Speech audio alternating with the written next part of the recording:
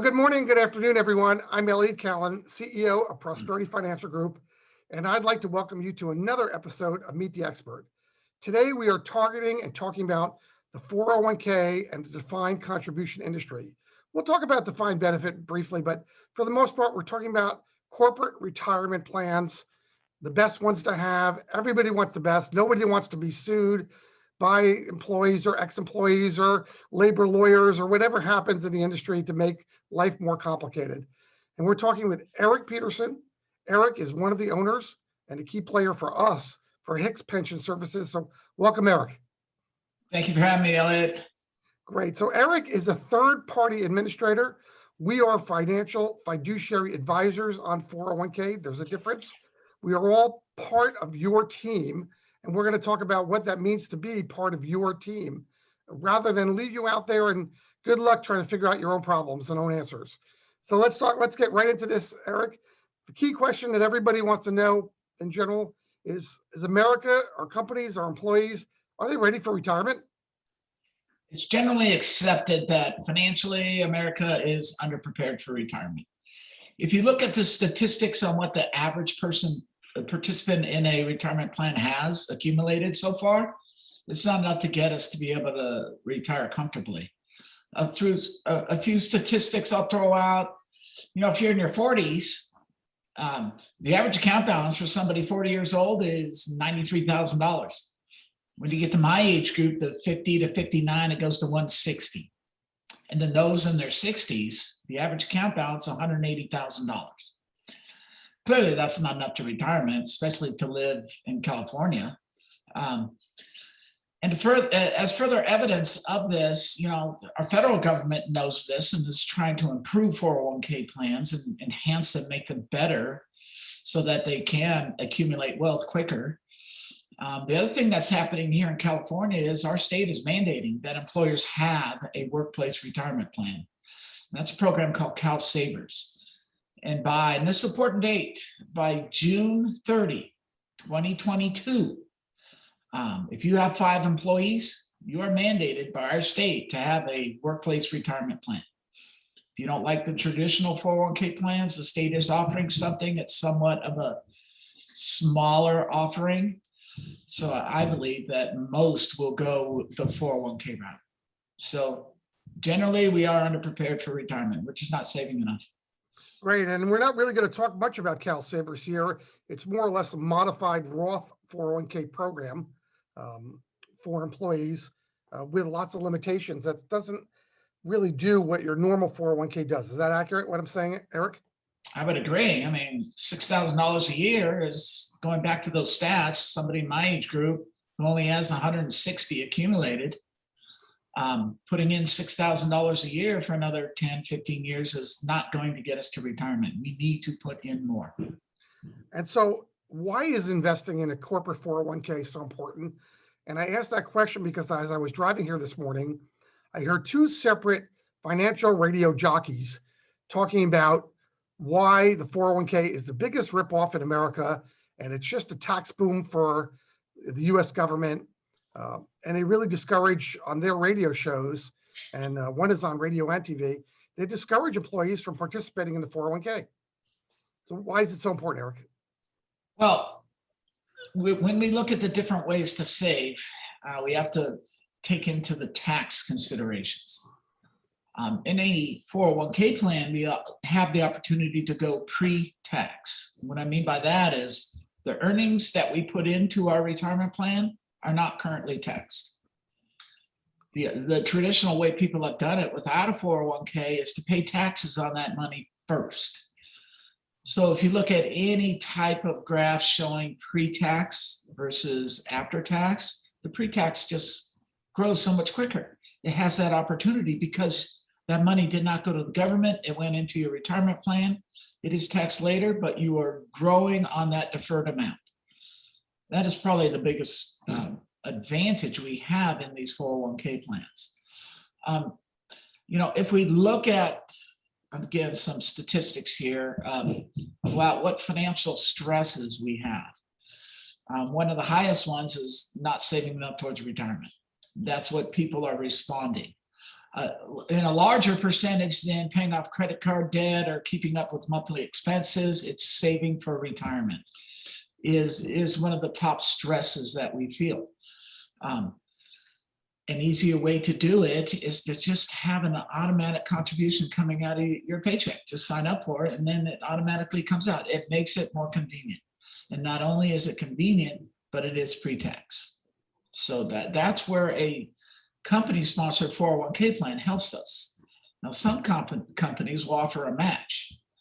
So that doubles down on why it's so much better, offering a match. Elliot, I too hear those radio shows, and I think there's a focus on the fees on why they say it's a ripoff. They aren't talking about the tax advantages that you receive in a 401k plan. Elliot and I have worked together for a long, long time, and fees are always something that's considered upfront and reduced. And as 401ks become more widespread, the fees, there's been a lot of fee compression. So I don't agree with people saying they're a ripoff by any means. It's a tax strategy that we all should employ. Great. Well, I'm in agreement with you. I do want, on a separate note, as we talk about the Roth IRA, which we won't spend time on, I want you to know that I've been doing this now in a 401k industry for 25 plus years. And I would say less than 2% of all the assets that we have, which are 9 figures of assets, less than 2% of them are actually in Roth 401ks. The rest are all pre-tax, 98% pre-tax. So that is an important factor. And at the same time, Eric, there's been a growing trend because California is such a competitive market that we have to offer everything here that maybe in Kentucky or Arkansas you don't. But the 401k is, for the most part, like health insurance. It's a employee benefit. Is that your experience too, that it makes a good retention tool for employees? I have experienced that, as evidenced by this. When I first started, employers would tell me they would like to have a 401k plan so that they can look like a real legitimate business. And then they started telling me that employees would ask them, hey, if I'm going to work there, do you have a 401k plan? So in the hiring process, that was a question asked by potential employees. Now that has changed. They're assuming you have a 401k plan at your company. And they're asking, what is the match in the 401k plan? So that just tells me that this 401k as a fringe benefit is becoming much more important when employees are deciding where they're going to work. Now, I don't think health benefits, I think, are number one. There's no avoiding that. I mean, you have to have a health benefit. And it's traditional that comes through your employer.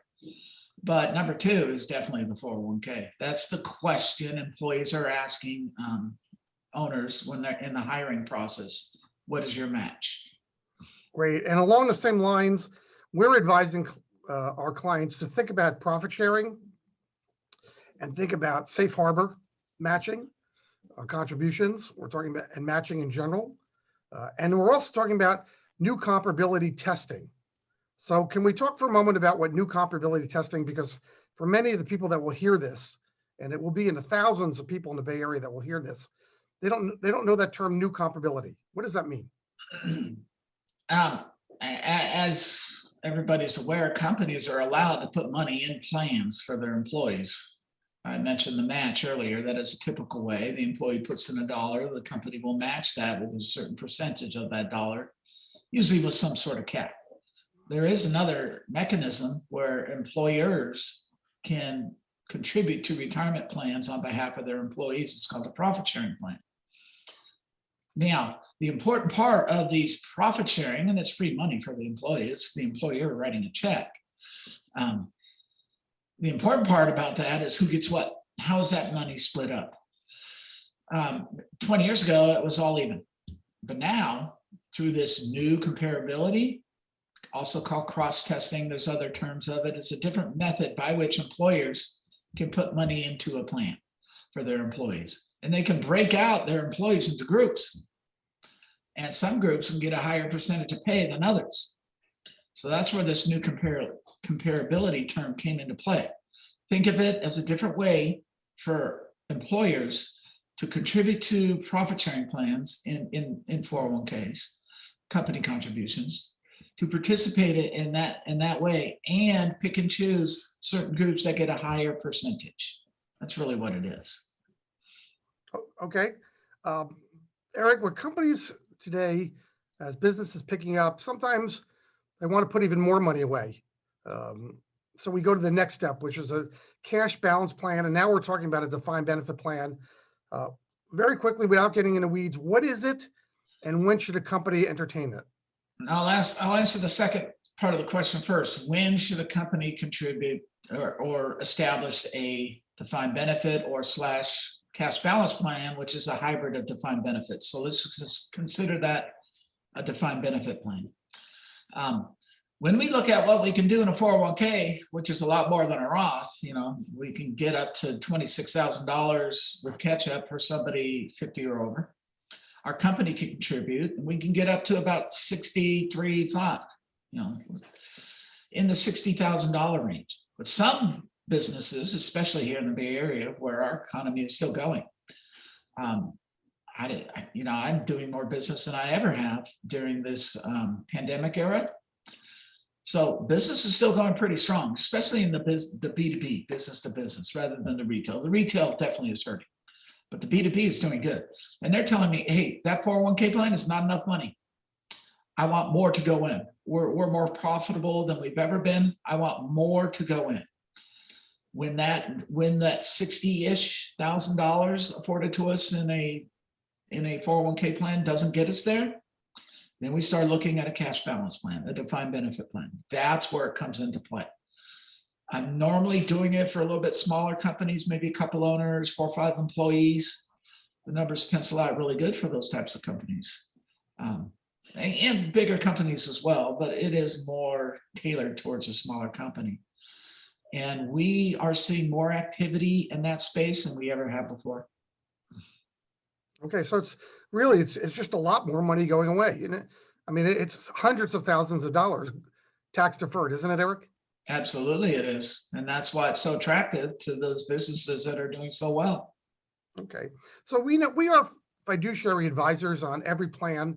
We are what's called 321 and 338 fiduciary advisors, which means we are responsible for basically everything having to do with that plan outside of contributing to it and getting the money to the platform as quickly as possible. And we're platform agnostic, which means it doesn't matter to us whether you have Transamerica or TD Ameritrade or John Hancock. It matters to us that you like what you have and that you've got the most competitive plan out there that fits the needs of the employer.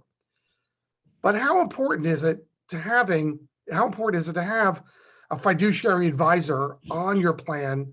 Because we know that there are companies out there that they don't even care whether you have an advisor or not. Some platforms out there, I won't mention their names, but we know they're out there. How important is it to have a 401k fiduciary advisor? At a lot of levels, it's extremely important at a lot of levels. But let's back up a little bit and talk about how retirements operate, our retirement plans operate. They give us a tax deduction. So now the federal government is involved. And the federal government, with this oversight, has one overriding responsibility, and that's to protect the retirement dollars of employees. That is their number one guiding principle, really. We had legislation back in the early 70s, ERISA, the Employee Retirement Income Securities Act. It was a piece of legislation and it's still ongoing and amended constantly, ongoing, to protect participant account balances. So what do they want to protect from? They want to protect from employers going out of business and all the money's gone. They've done a pretty good job of that. The other thing is they want to protect against over fees being charged and lack of education of the employees who are making their own investment decisions. Now that's a different task. That's a task that employers can't really do themselves. They need to reach out. They need to reach out to a fiduciary advisor. The role and responsibility of the fiduciary advisor, with oversight from the government through ERISA, is to help protect employees' account balances. One of the ways to protect it is so it doesn't shrink away through fees. That's what a fiduciary advisor is there to help with.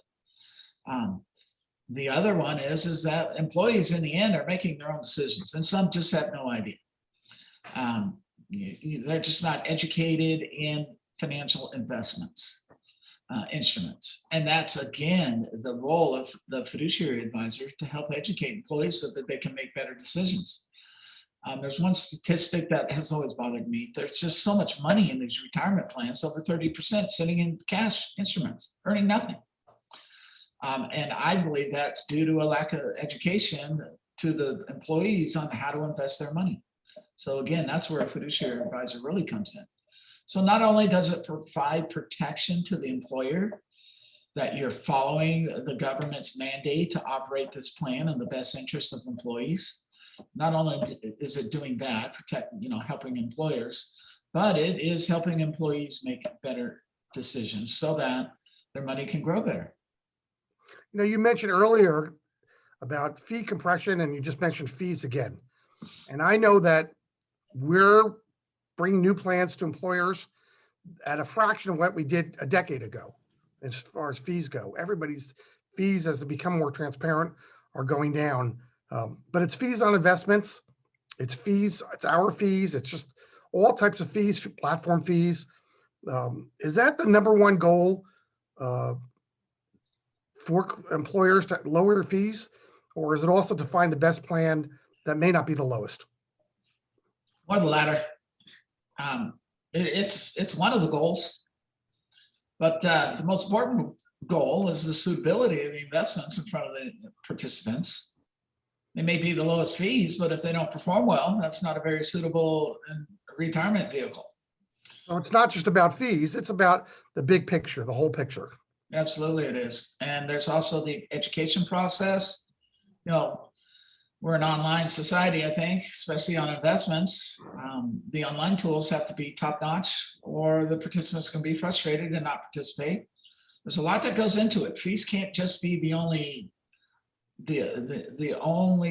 checkbox that you have. I know from working with Elliot, when he does his due diligence, there's 20 different checkboxes that this investment provider must provide. They must perform on, or they just don't get to even be in front of the client. So fees are part of it, but they are not the only part. Okay. So we know that we're going to be talking right now to administrators, to trustees, to people running the plan, maybe to committees that are going to be hearing this. How often should these groups of people review what they have now? And how often should we take these plans to market to make sure that they have the most competitive plan that meets their needs? Pretty standard, not necessarily outlined in ERISA, but outlined by the industry, is to do at least an annual review. And in that annual review, we're looking at the suitability of it. And now something has changed in those annual reviews. Something has been added, which I'm the big proponent of, is are we doing what we intend to do? Are we creating a retirement plan? Can our participants within this program reach retirement goals and to have money in retirement, enough to retire on? Can it do that? And are they doing it? Those two standards really need to be met. We need to figure out, do we have the proper tools? That's the first part of the review. And is it working? Are employees participating? And if not, what can we do to change that? And in the review process, I think that's where the fiduciary advisor, financial advisor steps in and says, okay, we've made some progress. Hopefully we're making progress every year. We've made some progress, and here's where we need to improve. And just keep moving that goal so that this becomes a vehicle where everybody is reaching a comfortable retirement. So Eric, we know what we do to help the employees out and the employers out. We're helping them. We're shopping a plan. We're making sure the fees are competitive. We're educating the trustees. We're educating the employees. We're doing Zooms with employees. We're doing all that. What does Hicks Pension do that is really unique to you? Well, I don't know if it's unique to me, but a third-party administrator in general, I feel like it's our job to help plan sponsors maintain the tax-deferred status of their retirement plan. If we are not following operationally everything required in a retirement plan, our plan could be audited and we could lose our tax-deferred status of our retirement dollars. They could challenge that. They could take that away unless we follow their very specific guidelines on what we're supposed to do. And that happens by way of a compliance testing and an annual filing. So if you look at our number one job, it is to maintain the tax deferred status of retirement dollars for plan participants. That is number one. The next part of that is that, small business is just growing and busy, and HR departments wear many hats. They don't necessarily have the time to really focus on this. They are outsourcing it to me. So at my company, at Hicks Pension Services, I really feel like it's my job and my consulting to make this plan work for the plan sponsor, for the employer. Not necessarily have the employer figure out what works for me best, but for me to figure out what works for them best and keep them compliant and approach it that way. So I think that's where we stand out a little bit. We're not one plan fits all. We look at every client individually, separately, and figure out what works best for them. Great. Well, this has been great. We've been talking with Eric Petersen, one of the owners of Hicks Pension Services, a local third-party administrator on 401ks, profit sharing plans, and defined benefit plans. So if you've got one and you want some help with it, that's what we're here for. So Eric, I want to thank you very much for being part of this. Thanks for having me, Elliot. Welcome, and we'll see everybody again real soon. Have a great day, everyone.